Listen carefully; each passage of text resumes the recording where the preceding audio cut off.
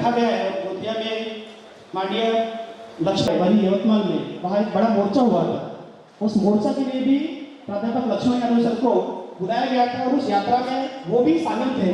और उनको दूसरी बार ये चांस मिल रहा है, मौका मिल रहा है कि यात्रा में हमें हमारी यात्रा देखने को मिल रही है या फिर यात्रा में शामिल होने के लिए सेवा संघ के संस्थापक अध्यक्ष और बाकी सभी मान्यवर करमरकर जी और बाकी सभी भंडारा, चंद्रपुर, गोलपीपरी, ऐसे अलग अलग जगह से हमारे यात्री है जो हर साल इसी तरह से आते हैं। लेकिन इस बार हमने युवाओं की तरफ ज्यादा फोकस किया और 22 लोग हम यात्रा से निकले। 22 लोगों की टीम नागपुर से निकली और पांचों दिन 22 लोग हमारे साथ में रहे। यात्रा नागपुर से निकल के वनी के बाद में चंद्रपुर, उसके बाद ब्रह्मपुरी बढ़ा। उस दिन हमें एक बात पता चली, जब मंडल कमीशन लागू हुआ उस समय जो भी आंदोलन चला, उसके बाद में जो भी हॉस्टल्स होगा हमने उनको चेतावनी भी दी कि देखो एक नागपुर की बात नहीं है, पूरे महाराष्ट्र में सारे लड़के अपने अपने हॉस्टल्स में घुसेंगे। तो अभी इनफ इज इनफ की बात आ गई है। हम कितने दिन अपने ये जो बोलेंगे जातीय जनगणना होनी चाहिए या फिर ओबीसी हॉस्टल्स मिलने चाहिए, ये बहुत बहुत दूर की बात हो गई है। मैं बार बार बता रहा हूँ आपको कि जब शेड्यूल कास्ट समाज को 2769 वसति गृह हॉस्टल मिल सकते हैं संवैधानिक मार्ग से, तो हमें तो 7200 वसति गृह मिलने चाहिए। मित्रों, हमें हमारी ये भी डिमांड है कि जब 72 वसति गृह ये चालू हो जाएंगे, हॉस्टल चालू हो जाएंगे, तो हम दूसरी डिमांड ले रहे हैं हर तालुका में 2 हॉस्टल लड़कियों के लिए और लड़कों के लिए शुरू होने चाहिए। और हम अभी हमारा नेक्स्ट टारगेट जो है 720 हॉस्टल का है। और मैं आपको यकीन दिलाता हूँ एक दिन इस महाराष्ट्र में 7200 हॉस्टल हमारे होंगे और हम करके दिखाएंगे।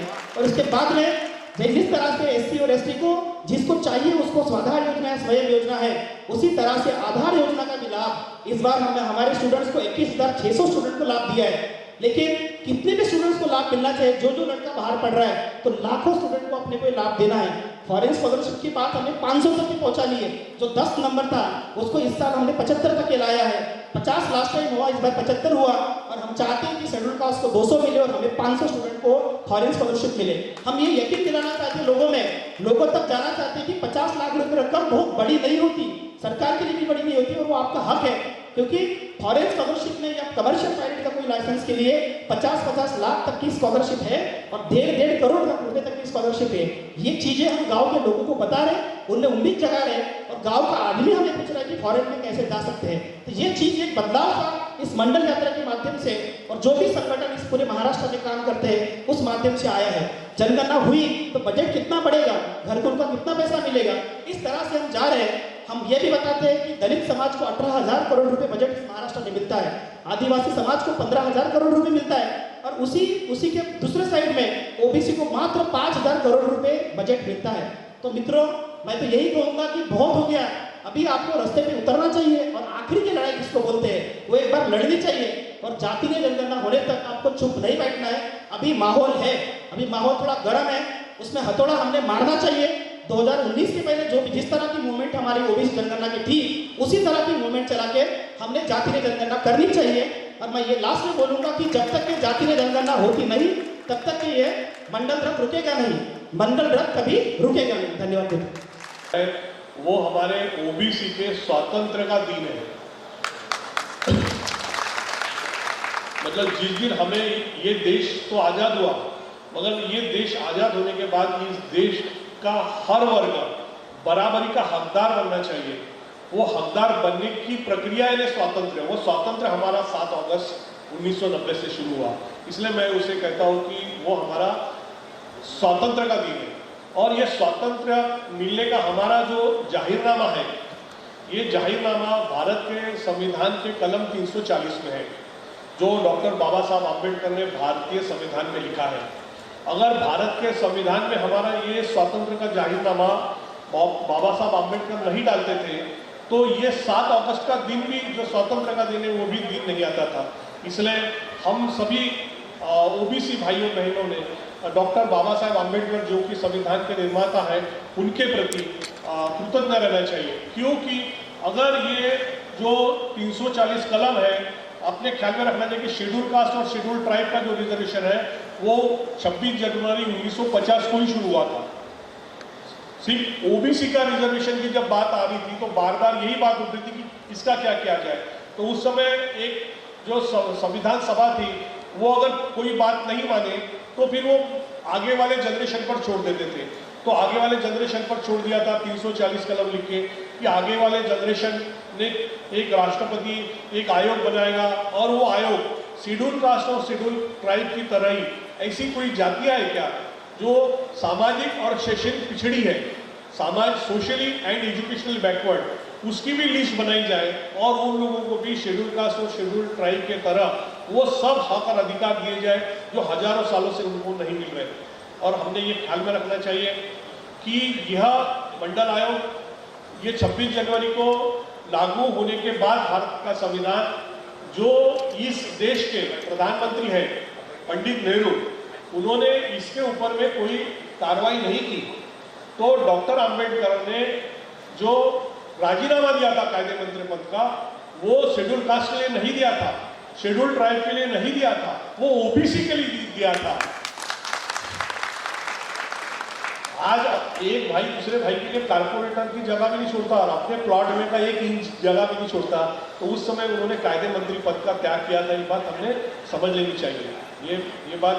और इसके लिए जब तक हम ये SC ST OBC के वर्ग इकट्ठा होकर ये आंदोलन नहीं लड़ेंगे, हमारे ये पूरे बहुजनों की स्वातंत्र की लड़ाई पूरी नहीं होगी। ये बातें हम कई सालों से 20-25 सालों से, मैं तो बामसेप में भी काम करते रहा, तो जो बातें हम उस समय वहाँ करते थे, मुझे बड़ी खुशी हुई इस समय बजट का संसद देखा, जो डिबेट हुई, वो डिबेट के अंदर में वो राहुल गांधी जी ये जनगणना की बात कर रहे थे। जो जनगणना की बात हम करते हैं, वो जनगणना की बात इस देश के विरोधी पक्ष नेता,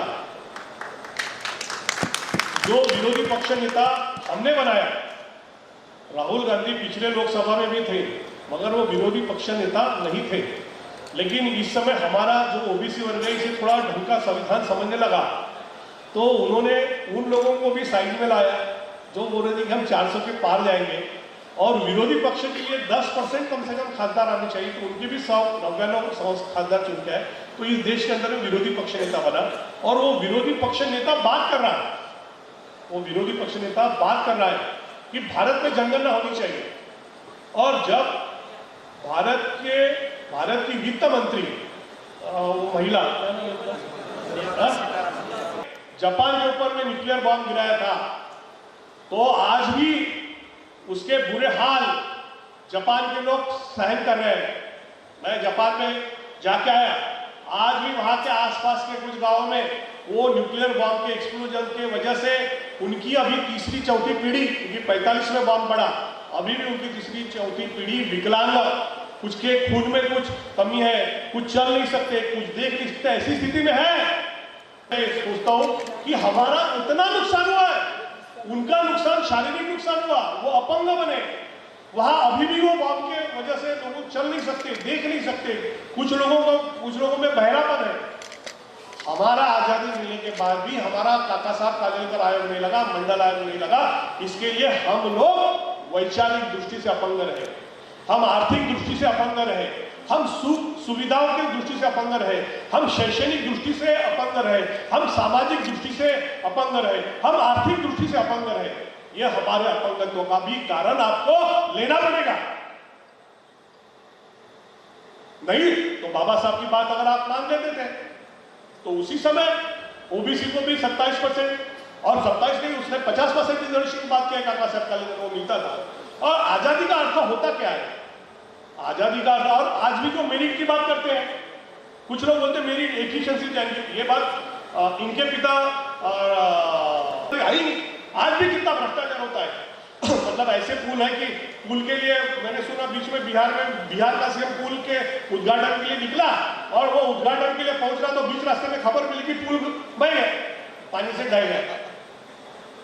कुछ लोग अभी वो पार्लिमेंट की बात बोलते हैं, पार्लिमेंट की हमारी गढ़ के लोग है ना मराठी मध्ये, हाँ पार्लिमेंट सुद्धा गढ़ में और खून में। और इस ईमानदारी को अगर जिस दिन ये देश ताकत बनाएगा, उस दिन ये देश महासत्ता बनेगा। ये बात आपने समझ लेना चाहिए। हम बड़े बेसब्री से, लक्ष्मण यादव जी अभी तैयार होकर भी आए थे तो अभी जैसे उमेश ने बोला, मैं भी उस समय वो आदमी था कि जो गांव-गांव में जाके मंडल आयोग समझाता था।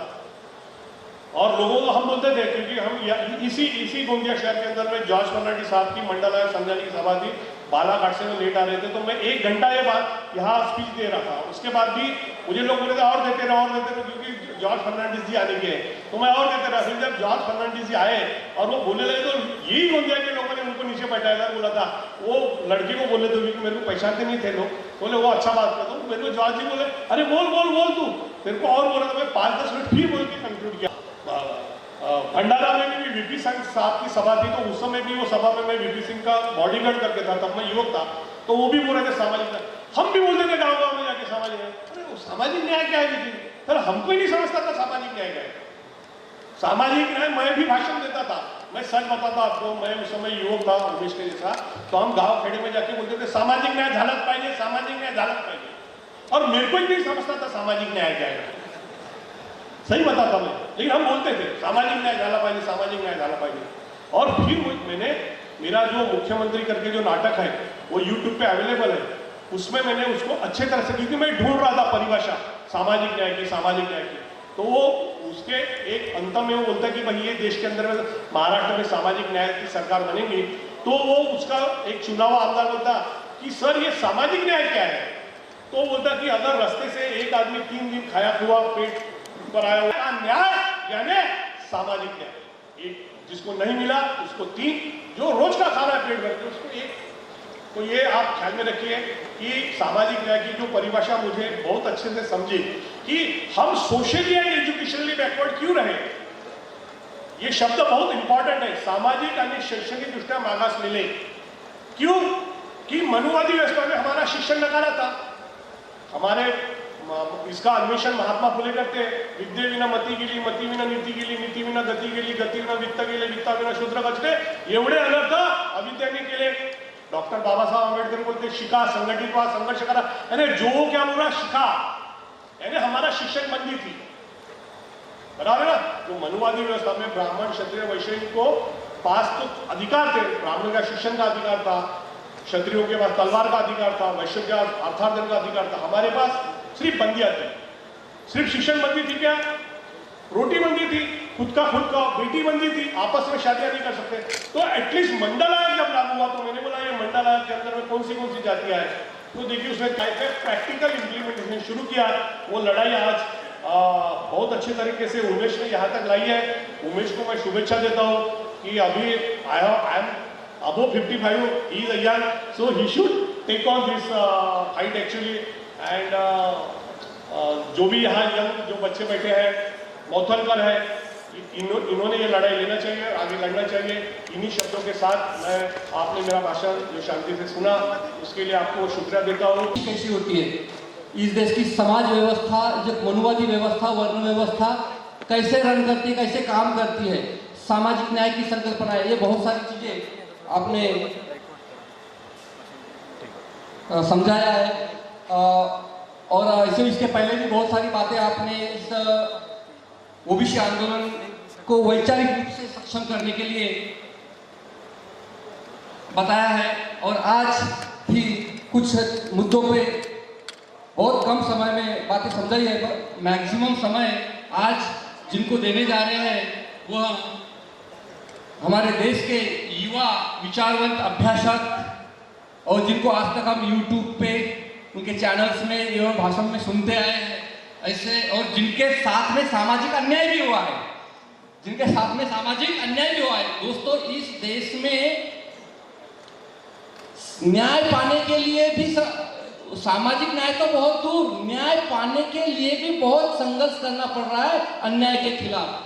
तो इस दौर में आज भी ओबीसी समाज है, बहुत बड़े पैमाने में, बड़े संख्या में है, लोकशाही में बड़े संख्या में रहने वाला समाज है, शासनकर्ता समाज होता है, मानते हैं, मगर हमारे देश में ऐसा नहीं है। अल्पसंख्यक लोग खुद को बहुसंख्यक बनाने की प्रक्रिया रखवा के शासन करते बनते हैं और बहुसंख्यक लोगों को के ऊपर अन्याय करते। उनकी रीढ़ की हड्डी तनी होती है, और मैं उम्मीद करता हूं कि अगर ऐसी जालिम हुकूमत के सामने हमें सजा न मिलती तो हमें खुद पर शंका होती कि हम सच की लड़ाई कैसे लड़ रहे हैं कि उसकी सजा ही नहीं मिल रही। इसलिए जो सजा मिली है इसे हम तमगे की तरह सीने पर लगाए रहते हैं, और इस बात के लिए कि हम उनके सामने झुके नहीं। एक नौकरी क्या, जाने कितने लोगों को नौकरी न मिल पाती अगर इस देश में बाबा साहब अंबेडकर का संविधान और बीपी मंडल का मंडल कमीशन लागू नहीं हुआ होता।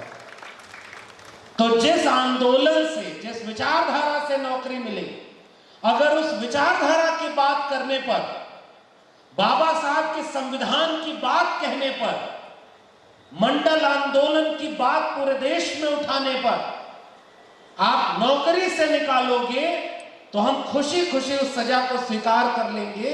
इसलिए क्योंकि विचारों से समझौता कर लेते तो नौकरी मिल जाती, मगर अपनी निगाहों में गिर जाते और आपके सामने सीना तान कर खड़े नहीं हो पाते, क्योंकि हम गुलाम साबित होते अपनी नौकरी के लिए। मगर आज आंख में आंख डाल करके खड़े हैं कि हम झुके नहीं, डरे नहीं, इसलिए आज भी आंख में आंख डाल करके उनके सामने चुनौती बने। हो जाएगा, चुप हो जाएगा। और हमने सोचा कि जुल्म के साए में लब खोलेगा कौन, और हम भी चुप रहे तो फिर बोलेगा कौन। हमने, जिन्होंने बाबा साहब के संविधान का लाभ लिया है, हमने जिन्होंने मंडल आंदोलन से नौकरी पाई, अगर हम उसके लिए नहीं बोलते तो फिर कौन बोलेगा?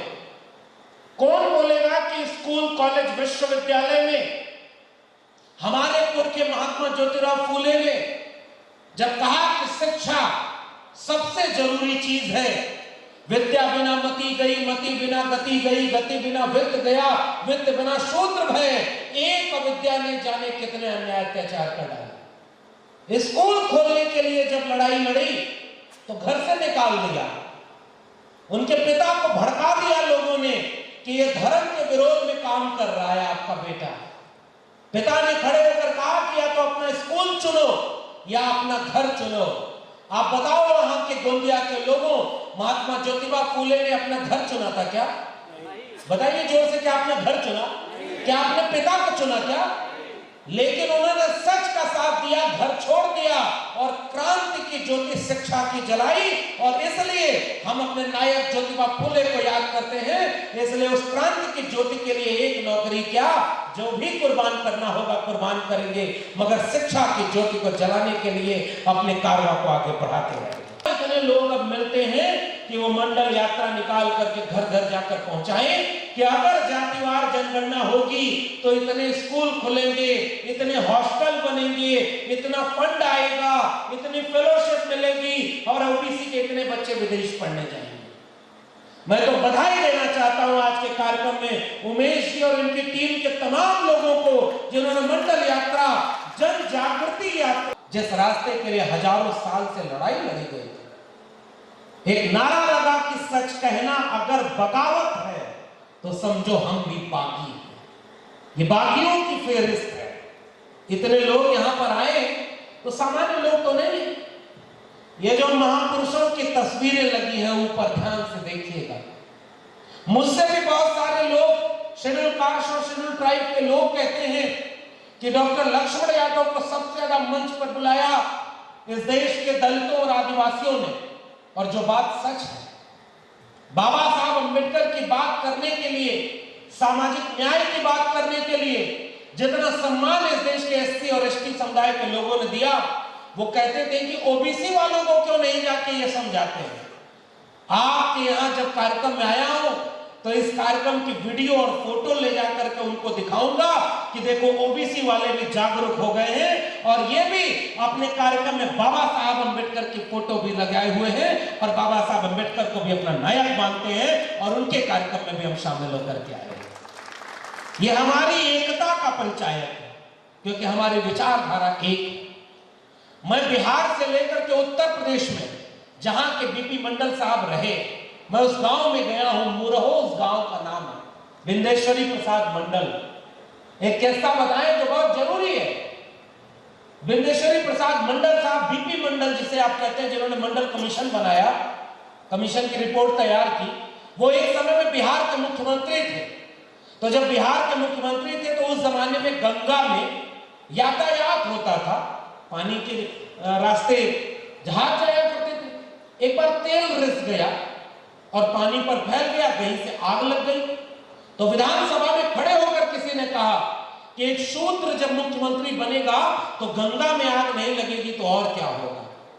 बीपी मंडल साहब खड़े हुए और उन्होंने कहा कि सुनो, ये गंगा में आग तो तेल रिसने से लगी है, लेकिन हमारे यहां होने से तुम्हारे सीने में जो आग लगी है, अभी इस आग को मुझे और लगाना है ताकि बराबरी का भारत जब तक न बन जाए तब तक तुम्हारी मानसिकता को बदलने के लिए हम लड़ाई लड़ते रहे। अंतरजातीय विवाह तो बहुत जरूरी है। बाबा साहब अंबेडकर ने रोटी बेटी का संबंध बनाने के लिए कहा, एनिहिलेशन ऑफ कास्ट यानी जाति का विनाश, जो किताब लिखी बाबा साहब ने, उसके आखिर में बाबा साहब ने कहा कि अगर रोटी बेटी का संबंध नहीं होगा तो जाति व्यवस्था खत्म नहीं है। समाजवादी नेता डॉक्टर राम मनोहर लोहिया ने जब जाति तोड़ो का नारा दिया तो उन्होंने कहा कि जाति तब तक नहीं टूटेगी जब तक अंतरजातीय विवाह नहीं करोगे।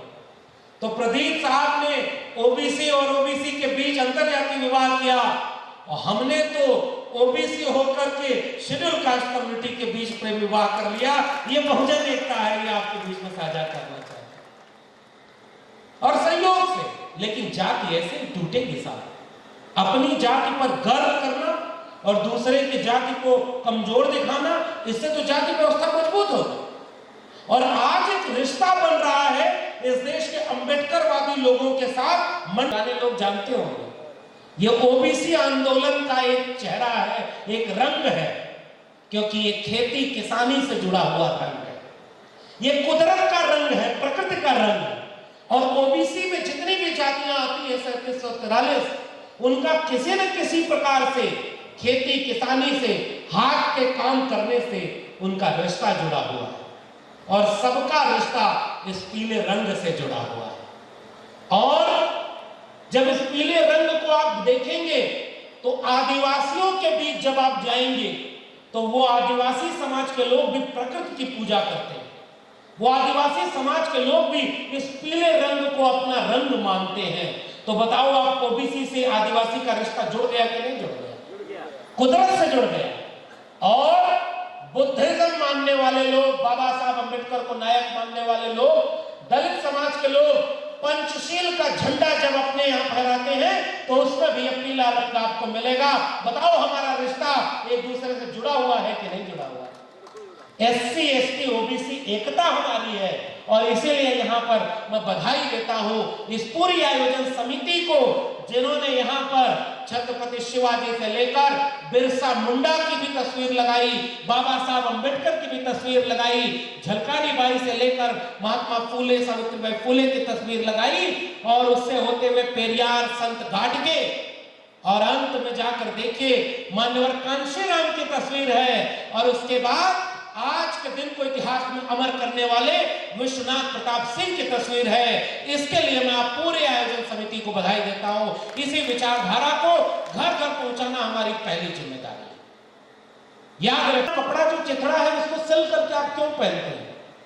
संत गाडगे ने कहा, हमारा समाज ऐसे टुकड़ों में बिखरा हुआ है, जैसे सिल करके मैं उन्हें एक करता हूं, वैसे ही मैं चाहता हूं कि मेरे समाज के लोग एकजुट होकर के इकट्ठे हो जाएं, इसलिए मैं ऐसा कपड़ा पहनता हूं। ऐसे संत गाडगे, उनको हम भी अपना नायक मानते हैं। कविता लिखी कि मनखे मनखे एक समान, इंसान और इंसान तो एक बराबर होता है। गुरु रविदास ने लिखा कि जस केलन के पात पात में पात, तस मानुष के जात जात में जात, रविदास मानुष न जुड़े जब तक जाति न जात। लिखा उन्होंने, महात्मा कबीर ने लिखा कि तुम कद पावन हम कद सूद, हम कद लोहू तुम कद दूध, एक बूंद ते सब उत्पन्ना पन बाबन पन सूदा। अरे इंदौर राह न पाई, हिंदुन की हिंदुआई देखी, तुर्कन की तुर्काई, अरे इंदौर राह न पाई। वो महात्मा कबीर हमारे नायक है और इसलिए विश्वनाथ प्रताप सिंह को हम अपना नायक मानते हैं। बताओ, आप विश्वनाथ प्रताप सिंह ओबीसी थे क्या? जोर से बोलिए, वो ओबीसी थे? शेड्यूल कास्ट से आते थे? शेड्यूल ट्राइब से आते थे? लेकिन विश्वनाथ प्रताप सिंह हमारे पोस्टर में इसलिए है कि वो हमारी विचारधारा से आते थे। उन्होंने कहा 7 अगस्त 1990 को मंडल लागू करते समय एक सिफारिश लागू करते थे। जब उनके ऊपर ये कहा गया कि आपने मंडल कमीशन लागू करके देश को बांट दिया, देश में आग लग गई, लोग सड़कों पर उतर करके जलाने लगे, गाड़ियों को तोड़ फोड़ करने लगे, तो विश्वनाथ प्रताप सिंह ने कहा इस देश के लोगों से कि मैंने राजनीति का व्याकरण बदल दिया है। इस देश की आधी से ज्यादा आबादी ओबीसी की है और उनके नौजवानों को कोई हक और अधिकार नहीं मिल रहा। हमारा होता है जो न्याय और इंसानियत की बात करता है, वो हमारे साथ हमारा नायक बनता है। और देखो ओबीसी के लोगों के कार्यक्रम में कितने जाति के लोगों का फोटो यहां लगा हुआ है। इससे पहचानो कि विचारधारा क्या होती है। बीपी मंडल साहब के पास अखबारों में लोग गए और दिखाने लगे कि पूरे देश में आग लग गई साहब। अखबार लिखता है कि मंडल कमीशन के विरोध में पूरे देश के नौजवान सड़कों पर उतर गए। विश्वनाथ प्रताप सिंह ने इंटरव्यू में बोला कि मेरे पास ओबीसी समाज के लोग आते हैं और वो कहते हैं कि साहब अखबार लिख रहा है कि सारे देश के नौजवान मंडल के विरोध में। क्या हम इस देश के नौजवान नहीं है क्या? हम तो मंडल के समर्थन में खड़े हैं। हमारी आबादी इस देश में 1931 की जनगणना के आधार पे 52% बताई गई है। आधी से ज्यादा आबादी हमारी है। खेत खलिहान में हमारे पुरखे काम किए, फसल पैदा करके लोगों का पेट हमने भरा, हाथ से मेहनत करके इस दुनिया को रहने लायक हमारे पुरखों ने बनाया। और जब हमें अधिकार देना हुआ तो ये अखबार वाले और मीडिया वाले कहते हैं कि ये देश के लोग युवा विरोध कर रहे मंडल का। बताओ तो हम सड़क पर उतर कर उनका जवाब दें क्या? विश्वनाथ प्रताप सिंह ने कहा कि नहीं, आप जवाब देने की जरूरत नहीं है। आपका यहाँ पर एक सिपाही खड़ा है और 15 अगस्त 1990 को 7 अगस्त 1990 को घोषणा हुई कि मंडल लागू किया जाएगा, एक सिफारिश। 9 अगस्त को उसका नोटिफिकेशन जारी हुआ, 13 अगस्त को गजट में वो आया और 15 अगस्त 1990 को विश्वनाथ प्रताप सिंह ने लाल किले की प्राचीर से खड़े होकर ये बात कह दी थी कि अब इस देश में मंडल आंदोलन को रुकने नहीं देंगे और इसको आगे बढ़ाया जाएगा। ये सब पर भारी, अब की बार 400 पार। उनके लोग कहने लगे 400 पार इसलिए चाहिए क्योंकि संविधान बदलना है। बताओ आप इस देश, और मैं तो उत्तर प्रदेश से आता हूं, सीना ठोक के कहता हूं, बाकी सब छोड़ो, अयोध्या हार गए वो। समझ रहे थे? इस बात को आने वाली पीढ़ियां रिसर्च करेंगी कि पिछले 3 दशक में उनकी राजनीति का जो केंद्र था वहां पर ही वो चुनाव हार गए, क्योंकि बाबा साहब का संविधान बचाने के लिए एससी, एसटी, ओबीसी और संविधान को मानने वाले एक हो गए और संविधान बचा लिया। इस देश के चुनाव को इसलिए भी याद किया जाएगा 2024 को। अगर वो पूर्ण बहुमत में आते तो बताओ आप मंडल कमीशन लागू हो पाता क्या? कहते हैं कि मैं ओबीसी मां का बेटा हूं, 14 में कहे कि मैं ओबीसी हूं, 19 के चुनाव में कहे कि मैं अधिक पिछड़ा हूं, ईबीसी हूं, 24 में आते आते पता नहीं क्या हो जाते। और जब लोगों ने कहा कि जातिवार जनगणना कराओ तो वही वो खड़े होकर के देश को बताते हैं कि जाति तो होती नहीं, गरीब और अमीर होती है। बताइए इससे बड़ा मजाक कुछ हो सकता है? तो अच्छा, अगर जाति नहीं होती तो जब आपको प्रधानमंत्री बनना था तो चचा आपने जाति अपनी क्यों बताई थी? हमारा जवाब दीजिए। अगर जाति नहीं होती तो क्यों आपने कहा कि मैं ओबीसी मां का बेटा हूं? जब फायदा लेना होता है तो जाति याद आती है, और जब हक मांगना हो और हक देना हो तो कहते हैं जातिवार जनगणना नहीं होगी। पता है 2021 में जनगणना होनी थी, चलो उस समय कोविड आया, 22 में करा लेते, 23 में करा लेते। देश का कोई काम रुका है क्या? चुनाव रुका, उनका काम रुका, रैली रुकी, भाषण रुका, तो जनगणना क्यों रोक दिए? उसको रोका है आपने, क्योंकि आपने इस आंदोलन को इतना मजबूत कर दिया है कि अगर जनगणना होगी तो जातिवार जनगणना के साथ होगी, वरना इस देश में जनगणना नहीं होगी। आपके डर से वो जनगणना नहीं होगी। इस एकजुटता को बनाए रखें। यही आज के देश को बनाने और बचाने का, केवल ओबीसी का फायदा नहीं है, इसमें पूरे देश का फायदा है। अगर जातिवार जनगणना नहीं होगी तो यह देश सबका नहीं बनेगा, कुछ चंद मुट्ठी भर लोगों का शासन रहेगा और बाकी आने वाली पीढ़ियां गुलाम पैदा होंगी। इसलिए देश के हर नागरिक को अगर देश से मोहब्बत है तो सबको इस आंदोलन में शामिल करिए और कहिए कि जिसकी जितनी संख्या भारी उसकी उतनी हिस्सेदारी। इसके बाद के आंदोलन को हम मानवर कांशीराम को याद करते हैं। मानवर कांशीराम ने मंडल कमीशन लागू करो वरना कुर्सी खाली करो करके नारा लगा के आंदोलन किया था। रामविलास पासवान जो ओबीसी नहीं थे, उन्होंने जंतर मंतर पर बैठकर अनशन किया कि मंडल कमीशन की सिफारिश को लागू करना चाहिए। दक्षिण भारत में करुणानिधि, ईवी रामास्वामी नायकर, पेरियार की वारिस, उन्होंने 1983 में जाकर के वहां आंदोलन किया कि कि 80 में मंडल कमीशन की रिपोर्ट राष्ट्रपति को सौंप दी गई है, 83 तक लागू नहीं हुई, लेकिन उसी समय दुर्भाग्य से उस समय के प्रधानमंत्री की हत्या हो गई और वो आंदोलन थोड़ा दब गया और 1985 से मंडल विरोधियों ने कमंडल की यात्रा निकाल दी। पता है ना आपको कमंडल मतलब समझ रहे हैं ना? समझदार को इशारा काफी। एक तोता हुआ करता था, देखिए कुछ बातें तो समझदारी से करनी चाहिए। एक तोता था, तो दोस्त के घर में पला हुआ था। जब उसका सबसे प्रिय दोस्त आता था तो वो तोता उसको देख के कहता था पागल आ गया, पागल आ गया, पागल आ गया। अब इशारे में कहनी है ताकि हमारे आंदोलन को कमजोर करने के लिए कोई ये न कहे कि हम तो किसी के विरोध में हैं। नहीं साहब, हम अगर विरोध में हैं तो अन्याय के विरोध में हैं, हकमारी के विरोध में हैं। हमको हमारे हिस्से का हक चाहिए। अब बाकी ये देख लो कि उस पर कब्जा किसने कर रखा है, और ये कब्जा का पता चलेगा जातिवार जनगणना से। तो जैसे उमेश जी ने जातिवार जनगणना का रथ निकाला है, वैसे ही कुछ लोगों ने मंदिर का रथ निकाल दिया। और मैं याद करना चाहता हूं यहां आज के दिन मरहूम शरद यादव जी को, जिन्होंने बिहार से मंडल रथ निकाला था और उन्होंने कहा था चाहे वो शरद यादव हो, लालू प्रसाद यादव हो, करुणानिधि हो, स्टालिन के पिताजी और उसके बाद मुलायम सिंह यादव हो, तमाम लोगों ने मिलकर के मंडल आंदोलन लागू करने के लिए आंदोलन किया। तब जाकर के मंडल की एक सिफारिश लागू हुई, एक सिफारिश लागू हुई। कल्पना करिए कि जो लोग मंडल के लिए लड़ाई लड़ रहे थे, प्रदीप सर जानते होंगे, पुराने बहुत सीनियर लोग बैठे हुए हैं, और नौजवानों को यह बात बताइएगा, उनके घरों पर पथराव हो रहा था, उनके पुतले फूंके जा रहे थे, देश बर्बाद हो गया। क्यों? मंडल लागू हो गया, आरक्षण लागू हो गया, अब तो देश बर्बाद हो जाएगा। मैं जिस दिल्ली विश्वविद्यालय में 14 साल पढ़ाया, उसके बाद भी मुझको निकाल दिया। मुझसे ज्यादा काबिल वहां कोई था नहीं। अब उदाहरण सुनो मेरिट की। मैं अपने बारे में बहुत बताता नहीं, जहां इतने बड़े पुरखों की मूर्तियां और तस्वीरें लगी हो ना, हम जैसे लोग तो अपने पुरखों को पढ़ लें, जी लें और इनके विचारों को गांव का पहुंचा दें, यही बहुत बड़ी बात है। उनके सामने हमारी बिसात क्या है?